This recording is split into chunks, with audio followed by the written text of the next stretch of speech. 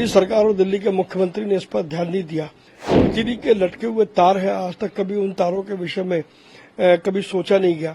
चांदनी चौक में fire station बनना चाहिए। पीएसईएस को और दिल्ली सरकार को, व्यापारियों को मुआवजा देना चाहिए।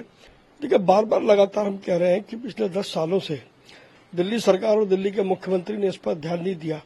बिजली के लटके हुए तार है, आज तक कभी उन तारों के विषय में कभी सोचा नहीं गया। शॉर्ट सर्किट होता है, उससे आग लगती है। लगातार जितनी भी आग पिछले दिनों में लगी है, साल 2 साल में लगी है, कभी भी आप देखें तो बिजली के लटके हुए तार से लगती है। दूसरा, हमने बार बार ये कहा कि चांदनी चौक में फायर स्टेशन बनना चाहिए। जितनी डेंसिटी है चांदनी चौक की, उसमें अगर आग लगती है तो तत्काल उसको सहायता मिलनी चाहिए। वो आज तक केजरीवाल जी उस प्रपोजल को लेकर के बैठे हुए हैं, कोई निर्णय उन्होंने उसमें नहीं लिया है। आज की इस आग से जिस बड़े पैमाने पर दुकानों को क्षति पहुंची है, बीएसईएस को और दिल्ली सरकार को, व्यापारियों को मुआवजा देना चाहिए। और वहीं दिल्ली सरकार को ये समझना चाहिए कि चांदनी चौक ऐसा इलाका है जहां घनत्व ज्यादा है। वहां अगर आग की तकलीफ आती है तो उसके तुरंत उससे निपटने का उपाय क्या है।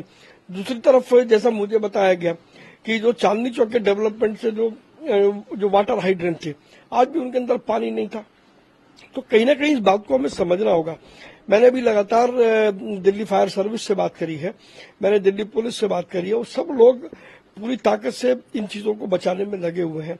लेकिन ना दिल्ली का कोई मंत्री वहां तक अभी बात करी है, ना कोई वहां पर पहुंचा है। किस तरीके का शासन वो दिल्ली में कर रहे हैं, मेरी समझ में नहीं आता है। सर, अभी आग लगने का कारण पता नहीं चला है और साथ में करोड़ों का नुकसान हुआ है सर। कोई कैजुअल्टी नहीं हुई है। देखिए ये अच्छी बात है कि कोई कैजुअल्टी नहीं हुई है, लेकिन नुकसान बड़ा हुआ है। उस नुकसान का जिम्मेदार कौन है? जहां तक मैं समझता हूं, कहीं ना कहीं जब इसकी जांच की जाएगी तो बिजली के शॉर्ट सर्किट समझ में आना चाहिए कि वो इसका कोई ना कोई कारण रहा होगा। जैसे मैंने आपसे कहा कि जो बिजली के लटके हुए तार है, वो जान और माल दोनों के लिए बड़ा खतरा है।